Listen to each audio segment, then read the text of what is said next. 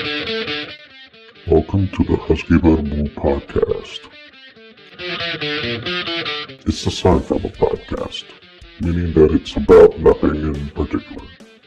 Hello, and welcome to another episode of the Husky Bamboo. This is your Husky Bamboo Ariel Duran, and we're trying video again. This is on again, off again, with the video thing.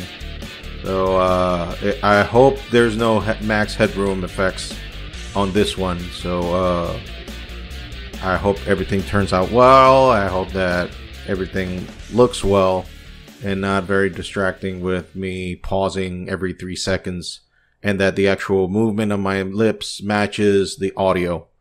So, here's hoping. Here's hoping. Okay, so how you guys been? I hope everything has been well. I hope that the week has been treating you nicely. This has been a give and take week, and we'll start with the take. We took a heavy loss this week, and when I say we, I mean us metalheads, rock enthusiasts. This week we had the passing of the great Eddie Van Halen. Died at 65 due to cancer. We won't go through the sad story of what happened. The thing is that he is no longer with us in the land of the living. When I heard the news, it hit me like a freight train. It destroyed me. I was completely wrecked. I was about to cry. And that is something to say over a guy who I've never met, never went to a concert, and Van Halen, to be quite honest, is not one of my favorite bands. I mean, I like them, but they're not, in my go-to list, although I do listen occasionally to Half a Teacher, Ain't Nothing. I mean, there's a bunch of songs, that Van Halen has. And thinking about it right now, even thinking about it now, it hurts.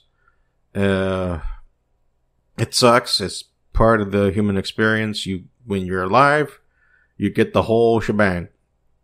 The good and the bad all mixed up together. And the ending is always not necessarily what you expect. And none of us were expecting it. I mean, he was sick for some time, and he kept it low key. That was his wishes. I mean, you all remember just recently Chadwick Boseman. People making fun of him for being skinny. Turns out, fighting for his life. And nobody knew. So, I guess that's the way to see it. You value your privacy. You value, that once you have, a time limit, an established time limit to your time here on Earth, I guess you want to deal with it on your own accord and do it in your own terms. So, rest in peace, Eddie Van Halen. Eruption is still the piece of guitar playing that has prevented me to go any further. If you're watching video, you can see that I have a guitar behind me. I actually have two. I already noticed that the video here quality is not gonna be working in my favor, so I'll just even stop right now. I'm not even gonna try it.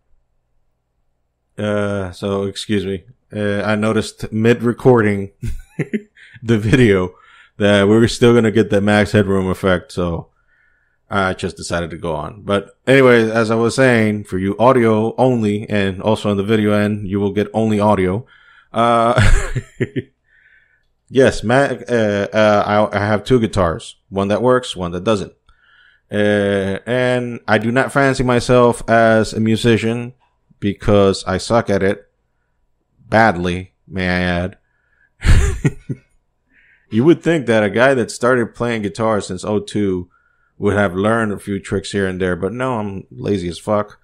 And once I hear people like the now late great Eddie Van Halen and hear pieces like Eruption, you decided to burn that guitar and never lift it up again, because how the hell can you follow that? So, this has been my weird ass tribute to Eddie Van Halen. Thank you for making guitar playing difficult. Thank you for making it impossible to follow. Although some crazy bastards have tried and follow and even cloned, your style, but, I can't. And I don't even pretend to. Going from a very bad, bumming subject to somewhat encouraging, and you might even say soap opera-ish. The Dominican government, you remember that rant I did last week. If you listen to this podcast, if you're a current listener, God bless you, the two of you. But if you hadn't listened, last week I did a full rant on the Dominican government, the newly elected Dominican government, about their brilliant idea of adding more taxes to the Dominican people after, a pandemic where we're already getting, our asses kicked, economically speaking, with a whole bunch of plethora of things that, I don't have the time to describe right now. But the newly elected Dominican president, Luis Abinader, went to a state of address, sort of, from the Dominican Palace, the government palace, the national palace, Palacio Nacional, and he announced that there won't be any new taxes coming for the year 2021 since they came to an agreement with certain people. We have Barrick Gold here that digs out gold, and they renewed the contract of what they should be giving the government for allowing us allowing them. And when I say us, I mean the Dominican country, the Dominican Republic, allowing them to extract gold from our island. So they renewed the contract and repackaged it. There goes my lack of speaking the English language. And they're going to get some money out of that, plus some other revenues that came in for the government. And due to that, they won't be needing to tax the Dominican people. But other than that, he also made some announcements stating that he went hard on the previous government, saying that they were stealing money hand over fist everywhere, something that is to the shock of absolutely no one with any common sense here. And as of recording time, the former president, Danilo Medina, was about to address the nation for some reason. As seems that he needed to defend himself, something he never did in 8 years in government. He never spoke. He never said anything. Only during the pandemic, he showed up every once in a while to say, these are the things that we're going to be doing for the nation. But other than that, he never talked to the nation at all while he was in government. Now that he's out and that the new president pretty much called all his shit, now he feels the need to defend himself. Like he finally found his voice. So I find that very odd that a man that was practically a mute for 8 years now decides to, have the balls to defend his government and his people. My opinion about that, to be honest, he can go suck a dick. Probably already does, but that's none of my business. You do you. But, yeah, now this has become from we're going to get taxed to, what he's going to say next. So now it's turned into a glorified soap opera. So, yay for us in terms of not getting taxed. That means I can keep my Netflix and Amazon video accounts without any repercussions of getting taxed for them, and that my Christmas bonus will not be touched. So yay for that.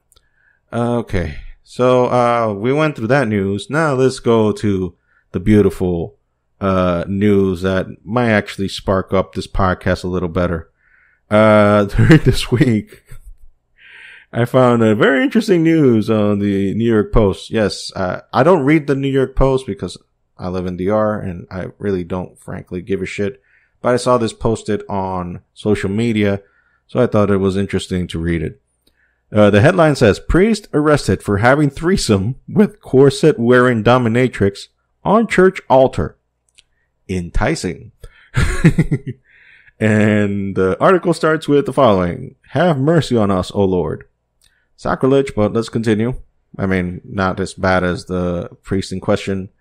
A Louisiana priest was arrested for allegedly filming himself having sex with two dominatrix on the altar at his Catholic church, a report said Thursday. The priest, identified by NOLA.com as Reverend Travis Clark, was busted after a passerby saw the lights and later than usual on September 30th and peeked inside St. Peter and Paul Roman Catholic Church in Pearl River. The unidentified witness saw the half-naked priest having sex with the two women who were dressed in corsets and high-heel boots. The altar was also adorned with strange lighting, several sex toys, and a cell phone mounted on a tripod that was recording the act. Nice. Cops arrested Clark along with two altar servers, 41-year-old Mandy Dixon and 23-year-old Melissa Chang, and booked them on obscenity charges.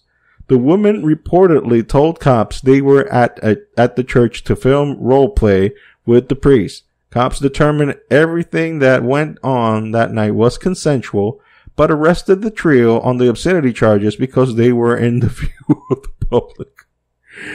NOLA.com added that Dixon, who is also an adult film actress, had posted on social media a day prior that she was traveling to New Orleans area to meet up with another dominatrix to defile a house of God. The Archbishop of the New Orleans Archdiocese visited the church to perform a ritual that would restore the sanctity of the altar. Clark, who was ordained in 2013, was suspended, oh wow, shocker, from the Archdiocese after this arrest. Oh, God, that was gold. I mean, you would think that I'm gonna go hard on the paint on this dude, like going like, oh, you religious hypocrite asshole. No, I'm actually gonna be on his side. You know, for one, the one thing I will say about it is a refreshing change that he's not a pedophile. That he's actually doing a consensual sexual act with two women. I question the area which they did it, but you know, I guess that's part of the kink to do it in an altar where you worship God, where you work at. I mean, that takes major balls. And the fact that bystanders were recording them having the sexual act and then had the audacity to rat them out to the police. I mean, damn, let the dude have his fun. I mean, the Catholic priests don't have fun. Their law forbids them to have any sexual intercourse, yet that doesn't stop some of them from molesting children.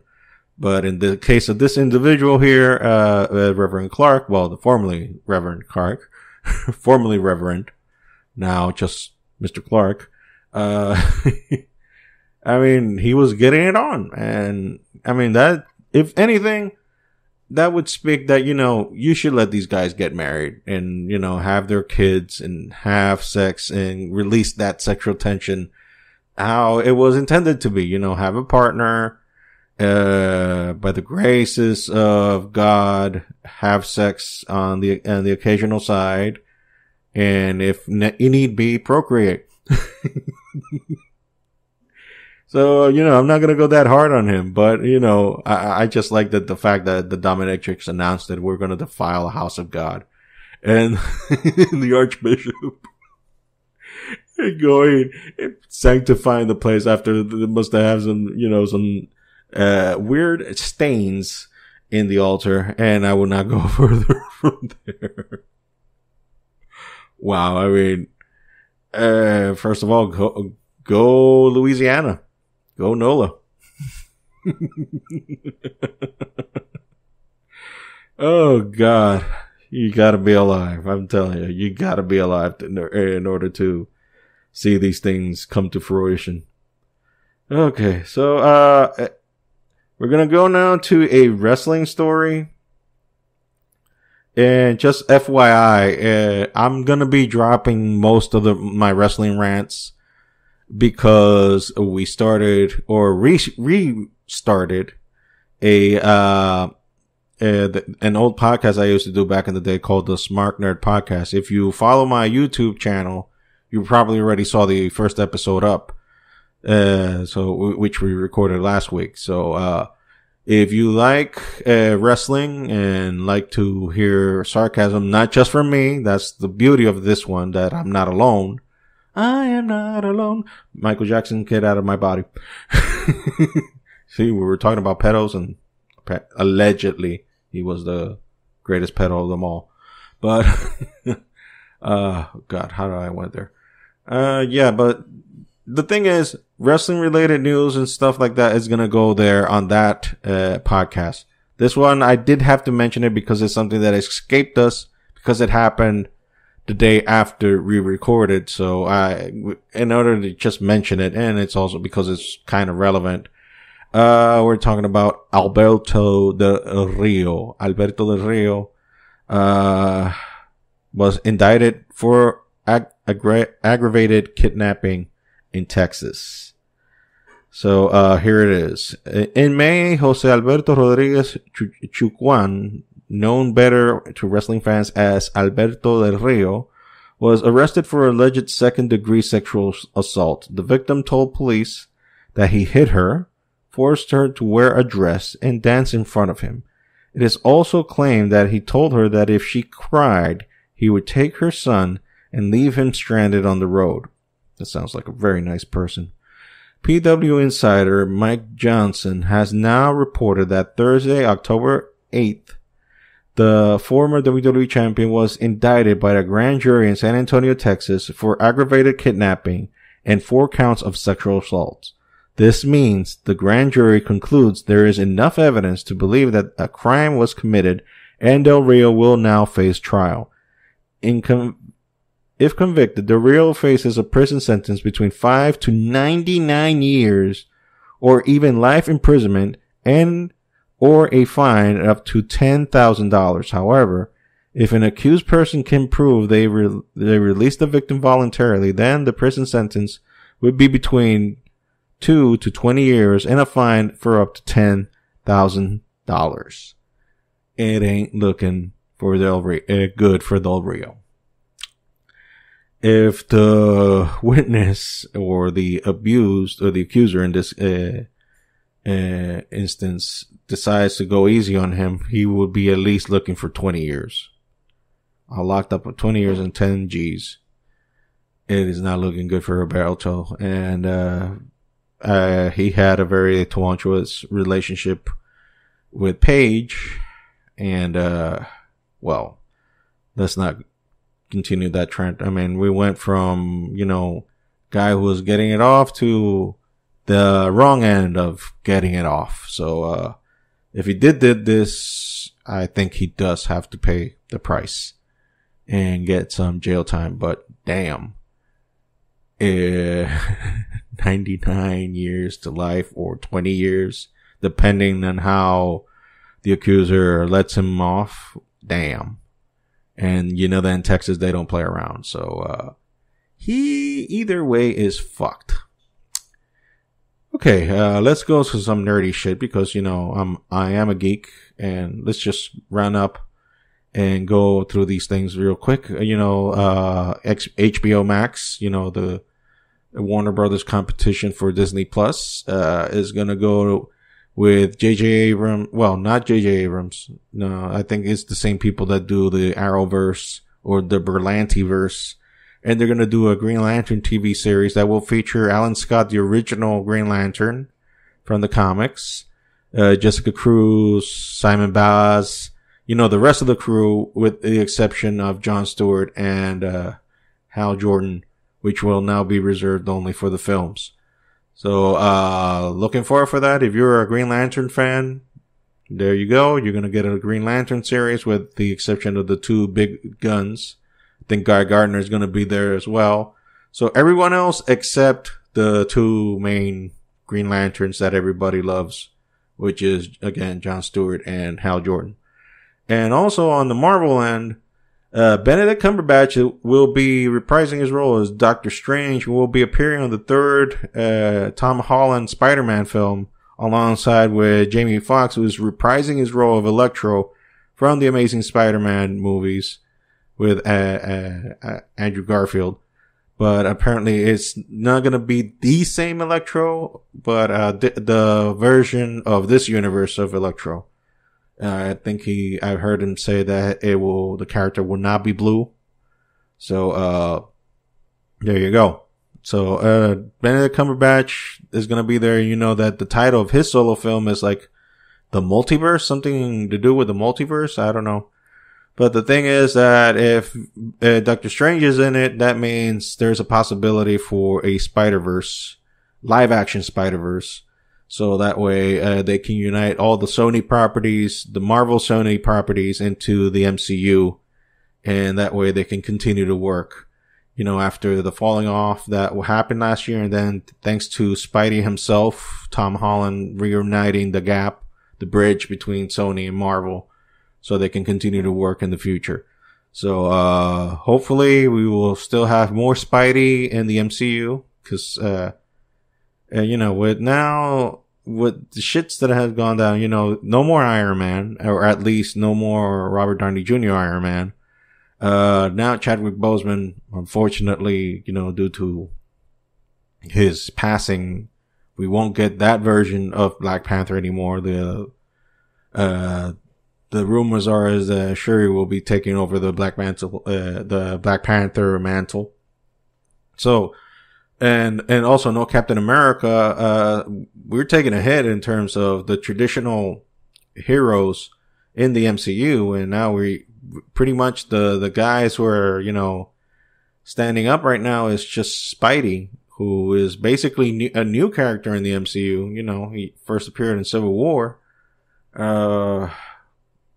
So I hope that, you know, since he is now the heir apparent to the throne of Tony Stark in terms of being the main guy in the MCU, hopefully they can keep him around and work on that. You know, that's something at least on DC Comics' favor, that they own all their characters, so they don't have to worry about, you know, whatever they license to someone else because they own all their characters.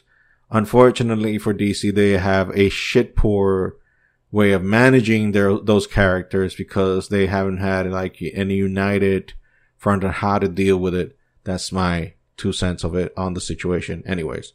And that's the end of that little rant. Now the final thing that I wanted to talk about is, you know, it hurts. It hurts me because if you've been listening to this podcast from the beginning, you know that, I paid a little tribute to a man that helped me out when I was going through some dark shit in my faith, mainly losing that faith. And that man, unbeknownst to him, he helped me, just me listening to, his sermons, his way of explaining the Bible, his way of explaining God. And it was a way that I understood it, and a way that it was critical thinking, you know, intellectual and whatnot, but but presented it with logic at least a logic that I understood it. And that man was Ravi Zacharias. It's been, I don't know how many months since he passed away. I mean, he died like right where the pandemic was starting. So he did get to see a little bit of what was going on. And it turns out a few months after his passing from cancer, which was a very aggressive cancer, by the way, it just popped up out of nowhere and killed him in less than a month. After his passing, it turns out that various women have accused him of sexual misconduct. Allegedly, he went to a massage parlor. That's a great beginning to telling some deviant shit happening.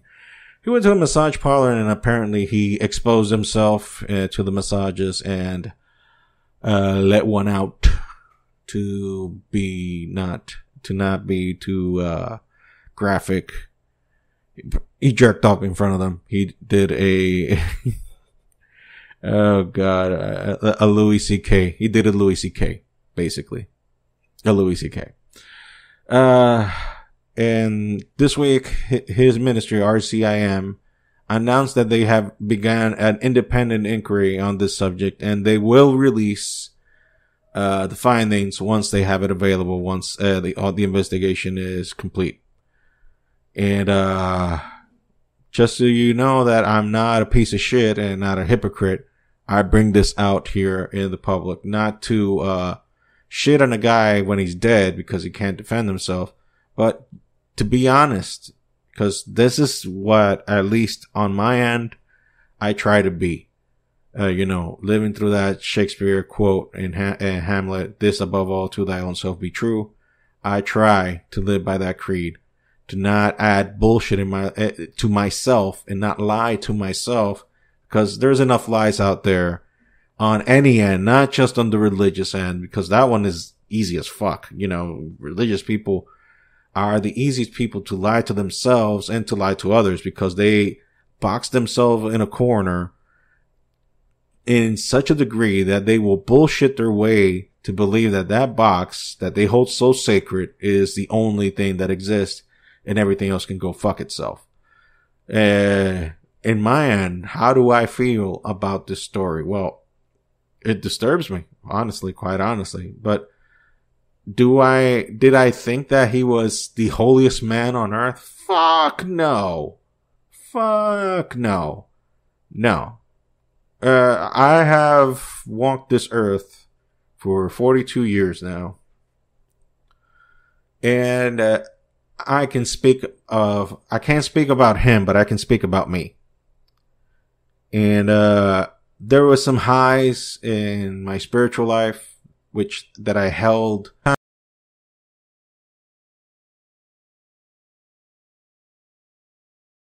Times that I was very low in my spiritual quest, that I didn't have what it takes anymore. I mean, that I felt that I was falling short. So I've been the ups and the downs. I've done the whole shebang. I've done the good, the bad, the whole thing. I've lived through it all.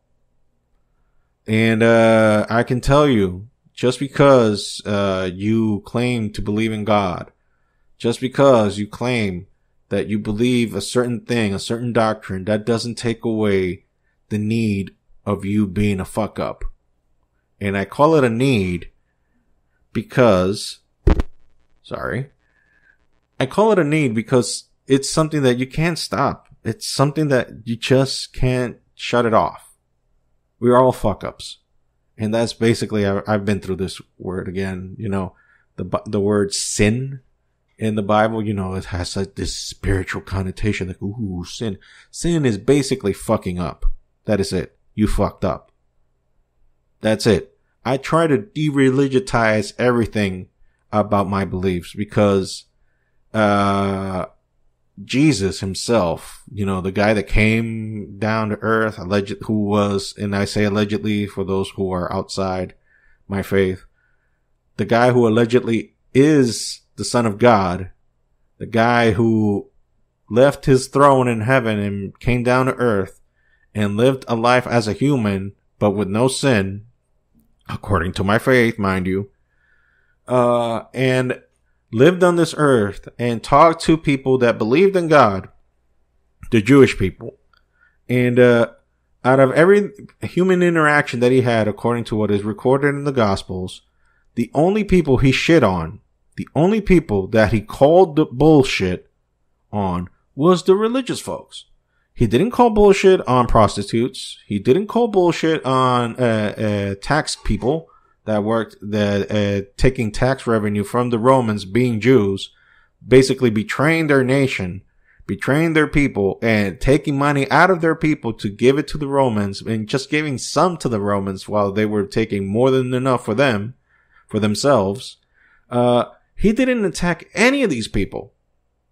He invited them to eat, hang out with them, drank with them, ate with them, talked to them. He was cool with them. But the people he completely tore a new asshole on was the religious folks. Why is that? And my experience kind of confirms it, and I appreciate Jesus' honesty. about the subject because it kind of makes sense to me. I don't know where you're at, and you don't probably believe in God or don't give a shit about it, and that's okay. That's you. And I totally understand that and wouldn't force the subject on you.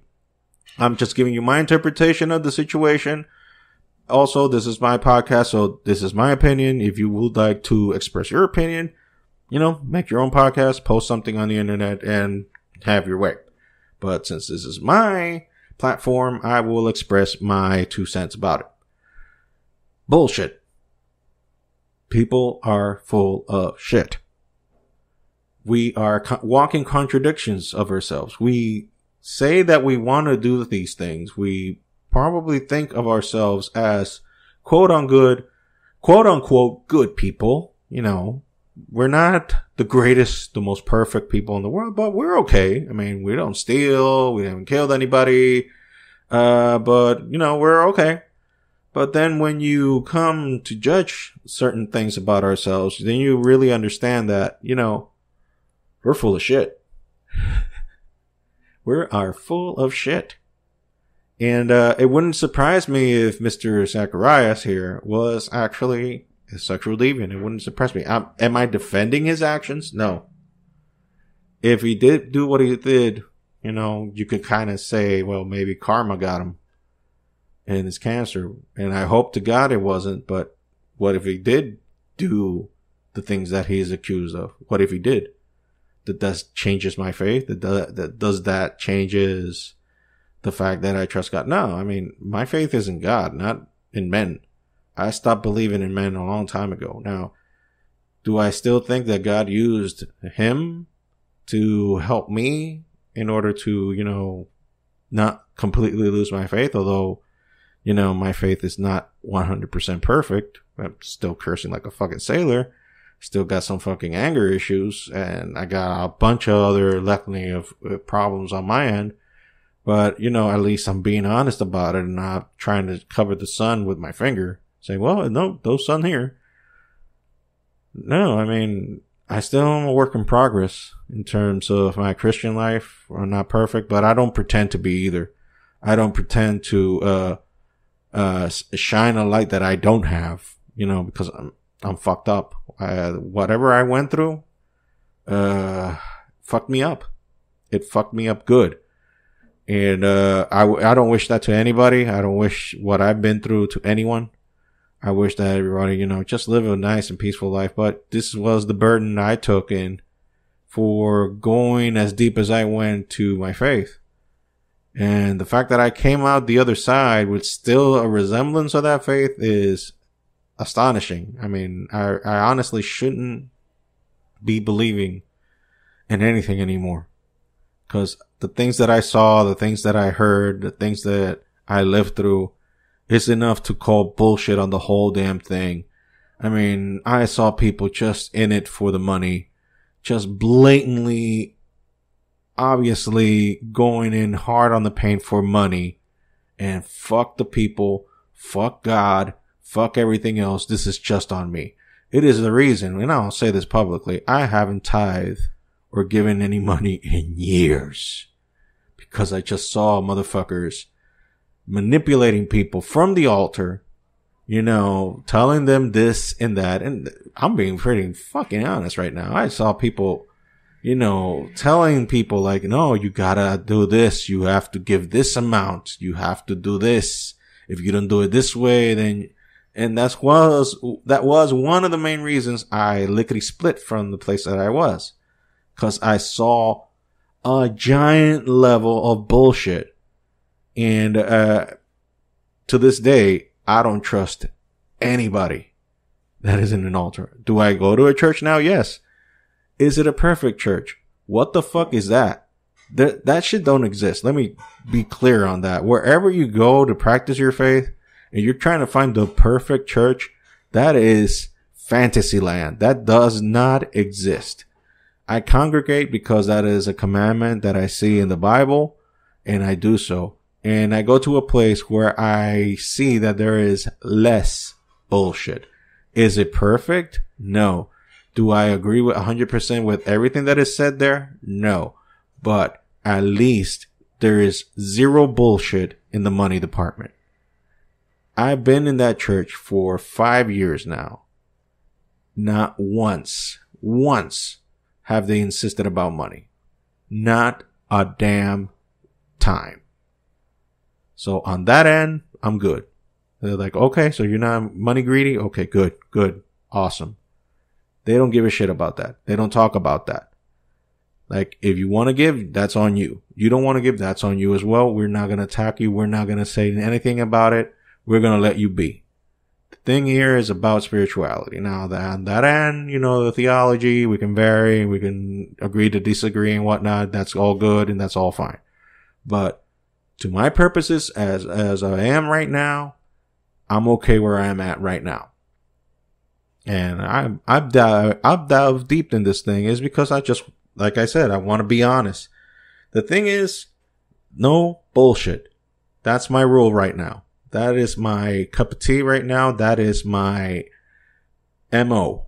No bullshit. If I see people in the Christian area with bullshit, I will cut you off my life and will tear you out of my life. Not calling you out on it, because that I believe that's something that God has to deal with you, not me dealing with you, because I don't believe in that shit of calling out people just because to make you yourself look like you're the knight in shining armor, on all that bullshit. I believe that if there is a God, God will deal with you in his time. In the meantime, I'm not going to deal with your bullshit. I have to deal with my life, with my responsibilities and whatnot. I don't have to take on your shit as well. So fuck you. Or in the words of the great philosopher of our time in wrestling, James E. Cornette, thank you, fuck you, bye. Oh, well, who would have thought I would have used an atheist to conclude a very spiritual subject. Anyway, this has been all the things that I wanted to get off my chest. So it's been death, taxes, and bullshit. Life. All right. Well, this has been exciting. So once again, I would like to remind you all that I have a second podcast now called Smart Nerd Podcast. It's not just me. There's a group of guys that I have in the chat room called the Smarks, the Smart Roundtable. You'll be hearing them changing from time to time. There's not going to be the same guys all over again. We're going to have like 2 or 3 guys. We're doing them via Skype, and we record them, and then we publish it, and hopefully you will agree or disagree, whatnot. If you like wrestling, if we don't talk just about WWE, and we're not there just to shit on WWE, although that is the MO these days.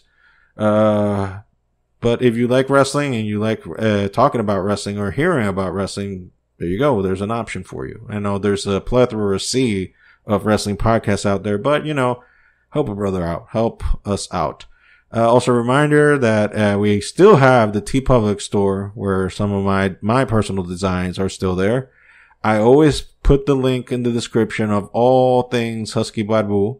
If you notice, I've changed the name of the Instagram handle and the Facebook page of the podcast. Is now the Husky Barbu Production, since now we have more than one podcast and not just identified as the Husky Barbu Podcast, but now we have the Husky Barbu Podcast and the Smart Nerd Podcast, and also there's plans to add more podcasts out there as well. So this thing is growing. Yay. Hopefully I would have this one with someone to spar with. I know I say that a lot, but I really mean it. It is because I rather have ideas bounce with another human being. I mean, this is weird. An introvert asking for help, and Alfred hasn't returned because he's a pussy, and my wife is always busy and she's working a lot lately, and I have to find the spare time to do this. But nonetheless, hopefully in the future we will have someone to bounce ideas off. So, concluding now, this has been Ariel Duran with the Husky Barbu Podcast number 24 now. Wow, we've done 24 of these. So, again, Links will be in the description of the podcast, both audio and video. And I would appreciate all you guys' support during these times. And I hope that I have provided some sense of entertainment for you. So again, Ariel from the Husky Babu saying take care and bye. Thanks for all the help. Bye, guys.